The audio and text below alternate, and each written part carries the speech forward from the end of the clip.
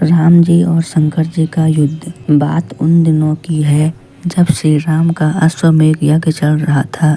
श्री राम के अनुज शत्रुघ्न के नेतृत्व में असंख्य वीरों की सेना सारे प्रदेश को विजित करती जा रही थी। यज्ञ का अश्व प्रदेश प्रदेश जा रहा था। इस क्रम में कई राजाओं के द्वारा यज्ञ का घोड़ा पकड़ा गया, लेकिन अयोध्या की सेना के आगे उन्हें झुकना पड़ा। शत्रुघ्न के अलावा सेना में हनुमान, सुग्रीव और भरत पुत्र पुष्कल सहित कई महारथी उपस्थित थे, जिन्हें जीतना देवताओं के लिए भी संभव नहीं था। कई जगह भ्रमण करने के बाद यज्ञ का घोड़ा देवपुर पहुंचा, जहां राजा वीरमणि का राज्य था। राजा वीरमणि अति धर्मनिष्ठ तथा श्री राम एवं महादेव के अनन्य भक्त थे। उनके दो पुत्र रुक्मागंध और शुभगंध वीरों में श्रेष्ठ थे। राजा वीरमणि के भाई वीर सिंह भी एक महारथी थे। राजा वीरमणि ने भगवान शंकर की तपस्या कर उन्हें प्रसन्न किया था और महादेव ने उन्हें उनकी पूरे राज्य की रक्षा का वरदान दिया था। महादेव के द्वारा रक्षित होने के कारण कोई भी उनके राज्य पर आक्रमण करने का साहस नहीं करता था। जब अश्व उनके राज्य में पहुंचा तो राजा वीरमणि के पुत्र रुक्मागध ने उसे बंदी बना लिया और अयोध्या के सैनिकों से कहा कि यज्ञ का घोड़ा उनके पास है, इसलिए वे जाकर शत्रुघ्न से कहें कि विधिवत युद्ध कर वो अपना अश्व छुड़ा लें। जब रुक्मागध ने ये सूचना अपने पिता को दी तो वह बड़े चिंतित हुए और अपने पुत्र से कहा कि अनजाने में तुमने श्री राम के यज्ञ का घोड़ा पकड़ लिया है। श्री राम हमारे मित्र हैं और उनसे शत्रुता करने का कोई औचित्य नहीं है, इसलिए तुम यज्ञ का घोड़ा वापस लौटा आओ। इस पर रुक्मागध ने कहा कि हे पिताश्री, मैंने तो उन्हें युद्ध की चुनौती भी दे दी है, अतः हम उन्हें बिना युद्ध के अश्व लौटना हमारा और उनका दोनों का अपमान होगा। अब तो जो हो गया है उसे बदला नहीं जा सकता, इसलिए आप मुझे युद्ध की आज्ञा दें। पुत्र की बात सुनकर वीरमणि ने उसे सेना सुसज्जित करने की आज्ञा दे दी। राजा वीरमणि अपने भाई वीर सिंह और अपने दोनों पुत्र रुक्मागध और शुभांगद के साथ विशाल सेना लेकर युद्ध क्षेत्र में आ गए। इधर जब शत्रुघ्न को सूचना मिली कि उनके यज्ञ का घोड़ा बंदी बना लिया गया है, तो वो बहुत क्रोधित हुए एवं अपनी पूरी सेना के साथ युद्ध के लिए युद्ध क्षेत्र में आ गए। उन्होंने पूछा कि उनकी सेना से कौन अश्व को छुड़ाएगा, तो भरत पुत्र पुष्कल ने कहा कि तात श्री, आप चिंता न करें, आपके आशीर्वाद और श्री राम के प्रताप से मैं आज ही इन सभी योद्धाओं को मारकर अश्व को मुक्त करता हूँ। वे दोनों इस प्रकार बात कर रहे थे कि पवन सुत हनुमान ने कहा कि राजा वीरमणि के राज्य पर आक्रमण करना स्वयं परमपिता ब्रह्मा के लिए भी कठिन है, क्योंकि ये नगरी महाकाल द्वारा रक्षित है। अतः उचित यही होगा कि पहले हमें बातचीत द्वारा राजा वीरमणि को समझाना चाहिए, और अगर हम न समझा पाए तो हमें श्री राम को सूचित करना चाहिए। राजा वीरमणि श्री राम का बहुत आदर करते थे, इसलिए वे उनकी बात नहीं टाल पाएंगे। हनुमान जी की बात सुनकर श्री शत्रुघ्न बोले कि हमारे रहते अगर श्री राम को युद्ध भूमि में आना पड़े, ये हमारे लिए अत्यंत लज्जा की बात है। अब जो भी हो, हमें युद्ध तो करना ही पड़ेगा। ये कहकर वे सेना सहित युद्ध भूमि में पहुंच गए। भयानक युद्ध छिड़ गया। भरत पुत्र पुष्कल सीधा जाकर राजा वीरमणि से भिड़ गया। दोनों अतुलनीय वीर थे। वे दोनों तरह तरह के शस्त्रों का प्रयोग करते हुए युद्ध करने लगे। हनुमान राजा वीरमणि के भाई महापराक्रमी वीर सिंह से युद्ध करने लगे। रुक्मागध और शुभांगद ने शत्रुघ्न पर धावा बोल दिया। पुष्कल और वीरमणि में बड़ा घमासान युद्ध हुआ। अंत में पुष्कल ने वीरमणि पर 8 नाराज बाणों से वार किया। इस बार को राजा वीरमणि सह नहीं पाए और मूर्छित होकर अपने रथ पर गिर पड़े। वीर सिंह ने हनुमान पर कई अस्त्रों का प्रयोग किया पर उन्हें कोई हानि न पहुंचा सके। हनुमान ने एक विकट पेड़ से वीर सिंह पर वार किया। इससे वीर सिंह रक्त वमन करते हुए मूर्छित हो गए। उधर श्री शत्रुघ्न और राजा वीरमणि के पुत्रों में असाधारण युद्ध चल रहा था। अंत में कोई चारा न देखकर शत्रुघ्न ने दोनों भाइयों को नागपाश में बांध लिया। अपनी विजय देखकर शत्रुघ्न की सेना के सभी वीर सिंहनाद करने लगे। उधर राजा वीरमणि की मूर्छा दूर हुई तो उन्होंने देखा कि उनकी सेना हार के कगार पर है। ये देखकर भगवान रुद्र का स्मरण किया। महादेव ने अपने भक्त को मुसीबत में जानकर वीरभद्र के नेतृत्व में नंदी भृंगी सहित सारे गणों को युद्ध क्षेत्र में भेज दिया। महाकाल के सारे अनुचर उनकी जय जयकार करते हुए अयोध्या की सेना पर टूट पड़े। शत्रुघ्न हनुमान और सारे लोगों को लगा कि जैसे प्रलय आ गया हो।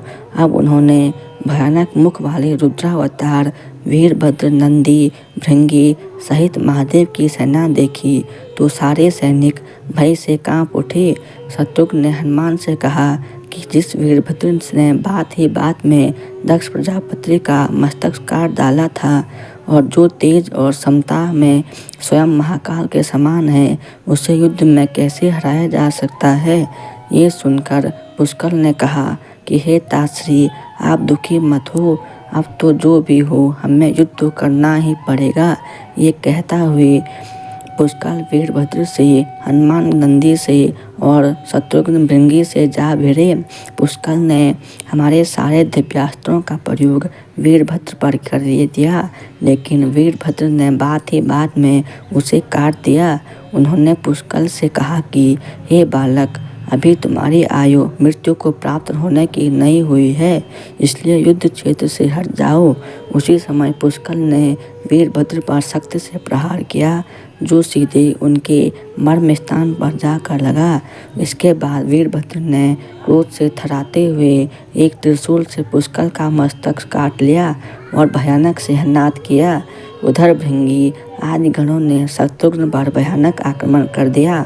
अंत में भृंगी ने महादेव के दिए पास में शत्रुघ्न को बांध दिया।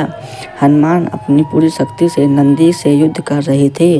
उन दोनों ने ऐसा युद्ध किया जैसा पहले किसी ने नहीं किया था। दोनों श्री राम के भक्त थे और महादेव के तेज से उत्पन्न हुए थे। काफ़ी देर लड़ने के बाद कोई और उपाय न देखकर नंदी ने शिवास्त्र का प्रयोग कर हनुमान को पराभूत कर दिया।